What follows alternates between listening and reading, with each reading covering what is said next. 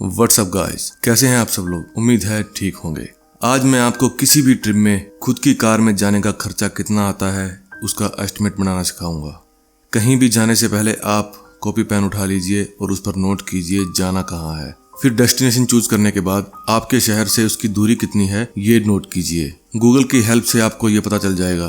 Suppose आपने जिस destination पे जाना है वो आपके शहर से 500 किलोमीटर दूर है और वापस भी आओगे तो 500 किलोमीटर ही पड़ेगा। तो आपकी कार चली 1000 किलोमीटर और लगभग 50 किलोमीटर से 100 किलोमीटर वहां आप लोकल भी चला लेते हैं। तो चलो मैं 50 किलोमीटर मान लेता हूं। तो आपकी कार टोटल चली 1050 किलोमीटर, जो कि हमने अप डाउन गिना है, जाने का और आने का। फिर आपको जिस गाड़ी में जा रहे हैं उसकी माइलेज चेक करनी पड़ेगी। सपोज आप जा रहे हैं स्विफ्ट डिजायर, जो कि डीजल मॉडल है। अब गूगल वॉइस पे बोलकर सर्च करेंगे स्विफ्ट डिजायर डीजल माइलेज, तो गूगल आपको बताएगा 28 किलोमीटर पर लीटर। आप गूगल पर किसी भी कार की माइलेज चेक कर सकते हैं। अब हम 28 किलोमीटर की जगह 25 किलोमीटर माइलेज मान लेते हैं। अब नेक्स्ट स्टेप है कि हमें ये पता करना है कि इस समय डीजल का प्राइस क्या चल रहा है। दोस्तों, हर राज्य में डीजल का प्राइस अलग अलग है। मैं पंजाब से हूँ। पंजाब में अभी 85 रुपीज चल रहा है। राजस्थान में अप्रोक्सीमेट 95 होगा।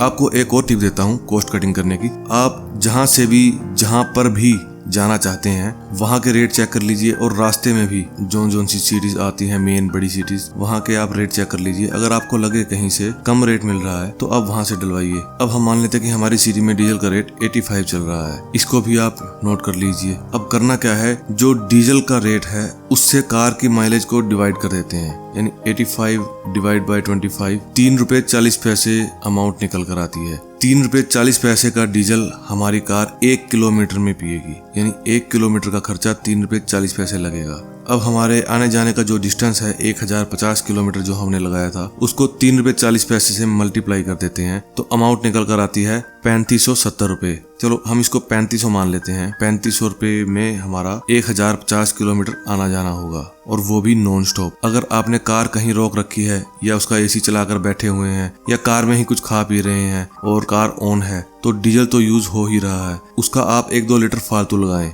अब बारी आती है टोल टैक्स की। तो टोल टैक्स आप आने जाने का 1000 से 1500 गिन लीजिए। अगर 500 किलोमीटर का सफर हम करते हैं तो अप्रोक्सीमेट 600 से 700 रुपए टोल टैक्स लग जाता है। तो 1000 किलोमीटर में हमने 1500 रुपए गिन लिए और साथ में 500 रुपए हम पार्किंग का भी जोड़ लेते हैं। अभी तक आपका टोटल खर्चा हुआ है 5500।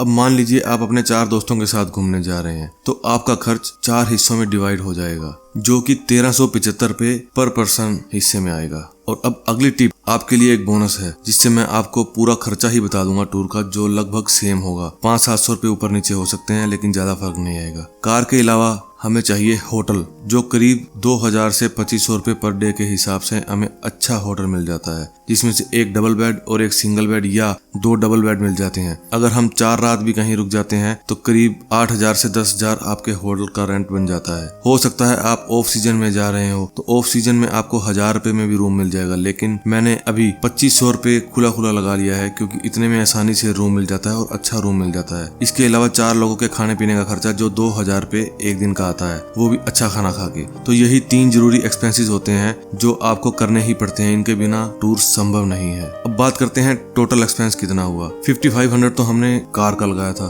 और रूम का हमने लगाया था 10,000 रुपए और फूड का 8000 रुपए, तो ये टोटल हो जाता है 23,500। अब इसको हम 4 हिस्सों में डिवाइड करते हैं। एक बंदे के हिस्से में आता है 5875 रुपए, जिसमें तकरीबन हमारा टूर सारा कवर हो गया। इसमें खाने पीने का भी हो गया, हमारे कार का खर्चा भी निकल आया और रूम का खर्चा भी। और अगर आप अपनी फैमिली के साथ जा रहे हो तो इतने में आपकी फैमिली घूम के आ सकती है। मैंने इसमें कोई भी शॉपिंग या पर्सनल एक्सपेंस का जिक्र नहीं किया है। इसमें से आपको टूर का खर्चा 400-500 ऊपर नीचे तो हो सकता है, लेकिन इससे ज्यादा नहीं।